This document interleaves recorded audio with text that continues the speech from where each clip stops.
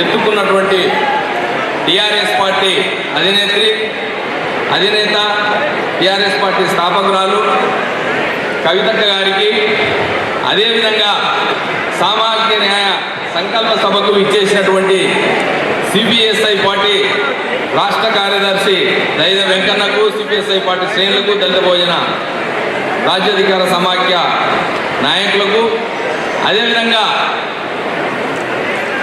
నవీనాచార్యన్నకు, రూప్ సింగ్ అన్నకు, కిషన్ నాయక్ అన్నకు, ఇక్కడికి వచ్చినటువంటి అనేక కుల సంఘాల సామాజిక న్యాయ మేధావులకు, తెలంగాణ నుంచి దశ దిశల నుంచి వచ్చినటువంటి ఉద్యమ వీరులకు, యోధులకు, విద్యార్థి నాయకులకు అందరికీ కూడా జై భీమ్, జై మారోజ్.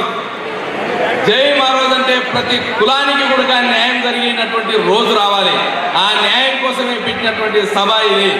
ఆ దిశగా ఈ సభ ఇక్కడ నుంచి ముందుకు పోవాల్సినటువంటి అవసరం ఉన్నది. కాబట్టి ఈ దేశంలో, ఈ రాష్ట్రంలో సామాజిక న్యాయ పునాదిగా మొట్టమొదటిగా తెలంగాణలో మారోజు వీరన్న తెలంగాణ మహాసభ ద్వారా, సిపిఎస్ఐ పార్టీ ద్వారా సామాజిక న్యాయం కోసం పునాదులు వేసినటువంటి వ్యక్తి. తెలంగాణనే కాదు, తెలంగాణతో పాటు సామాజిక న్యాయం జరగాలి అని అంటే అన్ని కులాలకు వాటా దక్కాలి. అన్ని కులాలకు వాటా దక్కినప్పుడు మాత్రమే న్యాయం జరుగుతుంది అని చెప్పి మాట్లాడడం జరిగింది. ఆ పోరాటాన్ని ముందుకు తీసుకురావడం జరిగింది. అట్లాంటి పోరాటాన్ని ఈరోజు మహాత్మా జ్యోతిబా పూలే మొదలు పెట్టుకుంటే కామ్రేడ్ మారోజు వీరన్న వరకు ఎత్తుకున్నటువంటి సామాజిక న్యాయాన్ని ఈరోజు కవితక్క ఎత్తుకొని ఈ సంకల్ప సభ పెట్టడము అంటే 4635 కులాలు ఉన్నాయి ఈ దేశంలో. అంటే 4635 యుద్ధాలు చేసినట్టే అనేది మనం గుర్తించుకోవాలి. అంటే ఒక యుద్ధం కాదు, ఒక్కొక్క కులం గురించి మాట్లాడాలంటే ఒక యుద్ధం చేసినట్టే, ఒక కులానికి న్యాయం జరగాలంటే ఒక యుద్ధం చేసినట్టే. ఈ దేశంలో స్వతంత్రం వచ్చి 79 సంవత్సరాలు అయింది. ఈ దేశంలో రాజ్యాంగం అమలయ్యి 76 సంవత్సరాలు అయింది. కానీ ఇప్పటి వరకు అన్ని కులాలకు న్యాయం జరగలేదు. 4635 కులాలుంటే ఇప్పటి వరకు పార్లమెంట్లో 500 కులాలు మాత్రమే అడుగుపెట్టాయి. అదేవిధంగా ఈ రాష్ట్రంలో 242 కులాలుంటే 22 కులాలు మాత్రమే అడుగుపెట్టాయి. ఇంకా 220 కులాలు అడుగుపెట్టలేదు అన్నప్పుడు సామాజిక న్యాయం జరిగినట్లయితుంది. ఏదన్నా అంటే సీఎం గురించి మాట్లాడతారు, ముందు న్యాయం గురించి మాట్లాడాలి, అన్ని కులాల వాటా గురించి మాట్లాడాలి. ఒక కులము అధికారంలో లేకుండా అంటే అసెంబ్లీలో సగానికంటే ఎక్కువ మంది ఎవరికైతే మద్దతు తెలుపుతారో వాళ్ళు సీఎం అవుతున్నారు. పార్లమెంట్లో సగానికంటే ఎక్కువ మంది ఎవరైతే ఎన్నుకున్నటువంటి సభ్యులు మద్దతు తెలుపుతారో వాళ్ళు పిఎం అవుతున్నారు. కానీ ఇక్కడ ఈ రాష్ట్రంలో 242 కులాలుంటే అందులో 22 కులాలు మాత్రమే అసెంబ్లీలో అడుగుపెట్టి 220 కులాలు ఇంకా అసెంబ్లీలో అడుగుపెట్టకుండా 22 కులాలు మాత్రమే 242 కులాల జీవితాల మీద చట్టాలు చేస్తామంటే ఎట్లా ఒప్పుకోవాల్సినటువంటి అవసరం, ఎట్లా న్యాయం జరుగుతున్నటువంటి విషయం. కాబట్టి ఆ న్యాయం కోసమే ఈ న్యాయ సంకల్ప సభ అనేటటువంటిది ఈ రాష్ట్ర ప్రజలకు తెలియజేస్తా ఉన్నాం. ఈ 242 కులాలు సీఎం కావాల్సిన అవసరం లేదు. 4635 కులాలు దేశంలో ప్రధానమంత్రి అయ్యాల్సిన అవసరం లేదు. కనీసం పార్లమెంట్లో అడుగుపెట్టే అవకాశం, తెలంగాణలో రాష్ట్ర అసెంబ్లీలో అడుగుపెట్టే అవకాశం కావాలి కదా. ఆ న్యాయం జరగడం కోసమే ఈ న్యాయ సంకల్ప సభ జరుగుతున్నటువంటి సందర్భం. కాబట్టి ఇది ఆ న్యాయానికి పునాది కావాలని చెప్పి ఈ తెలంగాణ ఏర్పాటు అనేటటువంటిదే నిధులు, నీళ్లు, ఉద్యోగాలు. నిధులు అంటే 118 రకాల ఖనిజాలు ఈ భూమిలో ఉన్నాయి. ఈ 118 ఖనిజాల్లో ఎస్సీ, ఎస్టీ, బీసీ అన్ని కులాలకు కూడా వాటా దక్కాలి. అదేవిధంగా నీళ్లు అంటే మనం ఏమనుకుంటున్నాం అంటే పంటల్లో పండించేటటువంటి వాటరే అనుకుంటున్నాం. కాదు, ఈ నీళ్ళ ద్వారా ఉత్పత్తి అయ్యేటటువంటి వైన్స్ కానీ, కూల్ డ్రింక్స్ కానీ అనేక రకాల కంపెనీల్లో కూడా సామాజిక న్యాయం దక్కాల్సినటువంటి అవసరం ఉంది. అదేవిధంగా భూములలో సామాజిక న్యాయం దక్కాల్సినటువంటి అవసరం ఉంది. ఉద్యోగాల్లో సామాజిక న్యాయం దక్కాల్సినటువంటి అవసరం ఉంది.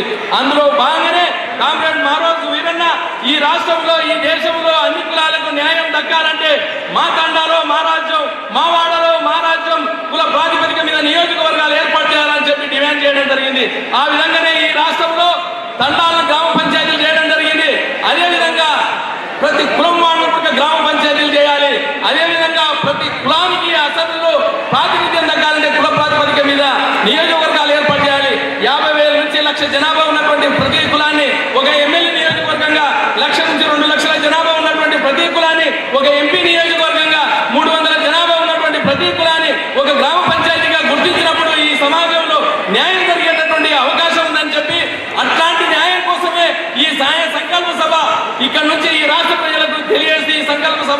తెలియజేస్తూ ఈ న్యాయ సంకల్ప సభ ఒక పెద్ద యుద్ధాన్ని ఎత్తుకున్నటువంటి అక్కతో పాటు ఉన్నటువంటి యోధులకు అందరి కూడా ఈ సామాజిక న్యాయ సభ సంకల్ప సభ నుంచి జై భీమ్, జై మారోజ్, జోహార్ కామ్రేడ్ మారోజ్ వీరన్న, అమర వీరులకు, తెలంగాణ అమర వీరులకు. Thank you. నేను మా గ్రామ సర్పంచ్గా పోటీ చేసే మా ఊరిలో అనేక శక్తులు ఏకమై నన్ను ఓడించాయి. రాజకీయాలలో గెలుపు ఓటములు సహజం. మరింత ఉత్సాహంగా నిత్యము ప్రజల మధ్యనే ఉండాలని నిర్ణయించుకున్నాను. కులరకసం మించితనంలో గెలిచి చూపిస్తానని నమ్మకము, విశ్వాసము నాకు ఇంకా ఉంది. పెరిగిన ఎస్సీల జనాభాకు అనుగుణంగా రిజర్వేషన్లు 15% నుంచి 18%కి పెంచుతామని కేవలం SC/ST డిక్టేషన్లో ప్రకటించారు. ఉద్యోగాలనే కాదు, అన్ని తాకట్టులో 18% రిజర్వేషన్లు కల్పిస్తామని హామీ ఇచ్చారు. ఆ మాటను మర్చిపోయారు. సార్ అది మీరు పెట్టింది కదా సార్, మీరు డిసైడ్ చేస్తేనే బాగుంటుంది.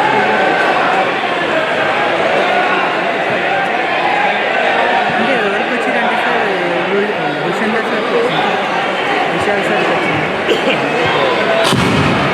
బీఆర్ఎస్ ప్రభుత్వంలో గుంజుకున్న అసెంబ్లీ భూముల స్వాధీనం చేసుకొని అన్ని హక్కులతో మళ్ళీ అప్పగిస్తామని కాంగ్రెస్ పార్టీ చెప్పే నిజమేనా నమ్మి మోసపోయాం. బీఆర్ఎస్ మించి దళితుల భూములను కాంగ్రెస్ ప్రభుత్వం గుంజుకుంటుంది. దళితులను సంస్కరిస్తామనే పేరుతో బీఆర్ఎస్ ప్రభుత్వము దళిత బంధు స్కీమ్ తీసుకువస్తే అది ఆ పార్టీ ఎమ్మెల్యేల కమిషన్ కారణంగా నీరు గారిపోయింది. రూపాయలు 10 లక్షలు దళిత ఉపాధి కోసం ఇస్తే అందులో సగం వరకు అప్పటి అధికారి పార్టీ నేతలు కమిషన్ రూపంలో ఇవ్వాల్సి వచ్చింది. కాంగ్రెస్ పార్టీని గెలిపిస్తే 10 లక్షలు ఉన్న దళిత బంధు పథకం పేరును అంబేద్కర్ అభయహస్తంగా మార్చి ఒక్కో లబ్ధిదారుడికి 12 లక్షలు పెంచుతామని చెప్పిన పథకం కింద గడిచిన 31 నెలలో లబ్ధి కలగలేదు. దళిత పారిశ్రామికవేత్తలు ఏళ్ల తరబడి ప్రోత్సాహకాలు ఇవ్వకుండా మా జాతి బిడ్డలు ఏర్పాటు చేసుకున్న చిన్న పారిశ్రమలు మూతపడేలా చేస్తున్నారు. పట్టణాలలో వివక్షత కాస్త తక్కువ ఉన్నట్లు కనిపిస్తున్న కుల మహమ్మారి ఇక్కడ పేదరికమై కాటేస్తుంది.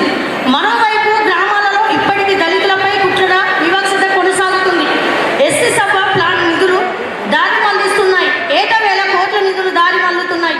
మా జీవితంలో వెలుగులు తీసుకువచ్చేందుకు కవితమ్మ గారు తెలంగాణ రక్షణ సేన పేరుతో పంచజన్యంగా పూరించారు. వారి